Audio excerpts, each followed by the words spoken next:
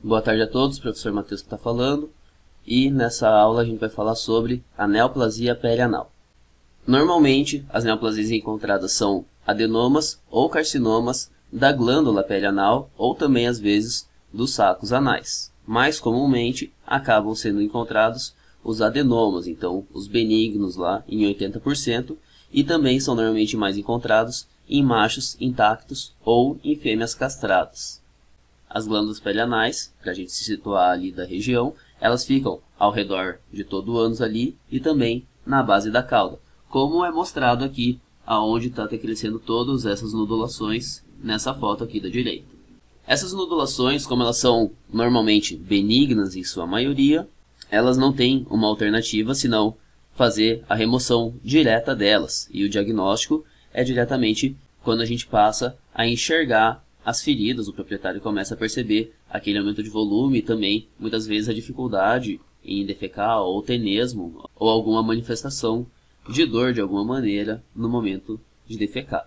Essa ressecção tumoral vai variar um pouco de acordo com a região em que está o tumor e de acordo com o seu tamanho, podendo fazer algumas remoções simples em elipse e fechamento primário, ou em algumas situações tendo que fazer algumas cirurgias reconstrutivas, basicamente com flaps de avanço, como mostrado nessas imagens, ou uma transposição ou um flap de avanço de alguma região lateral ao ânus. E normalmente o maior problema que a gente tem aqui, ou o maior cuidado que a gente tem que ter aqui, é com o comprometimento do esfíncter anal externo, que fica aqui logo nessa região, e dependendo da profundidade com que a gente faça a remoção desse tumor, às vezes necessária, né? Inevitavelmente a gente acaba fazendo algum tipo de lesão no esfíncter anal, e levando o paciente a ter algum risco de provável incontinência fecal no pós-operatório.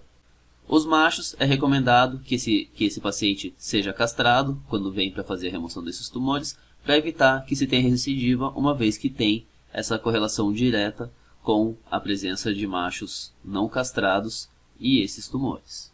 No pós-operatório, a gente acaba tendo um problema um pouquinho maior em relação a outras regiões, porque é necessária uma limpeza muito frequente. Afinal, inevitavelmente, o paciente vai defecar em cima dos pontos, principalmente se for aquelas tumores na região mais ventral do ânus.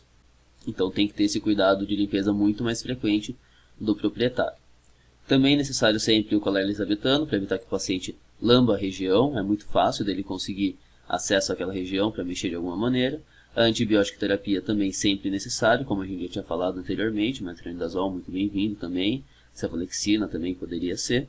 E dependendo da situação, se viesse algum tipo de tumor maligno, aí é necessária a quimioterapia de acordo com o tumor que tenha sido diagnosticado. Caso tenha sido os adenomas, os benignos, não se tem essa necessidade. A principal complicação que a gente tem relacionado a essas neoplasias é a deiscência de sutura, justamente pela região, pelo alto risco de infecção que tem, a fácil ocorrência de traumas nessa região, do paciente sentar em cima dos pontos, do paciente conseguir raspar em alguma região, conseguir mexer de alguma maneira. Dependendo de como for feito a sutura, a gente pode acabar tendo algum tipo de tenesmo ou prolapso retal diante de algum estreitamento iatrogênio que exagerou ali na sutura e deixou o ânus um pouco mais fechado do que o que deveria.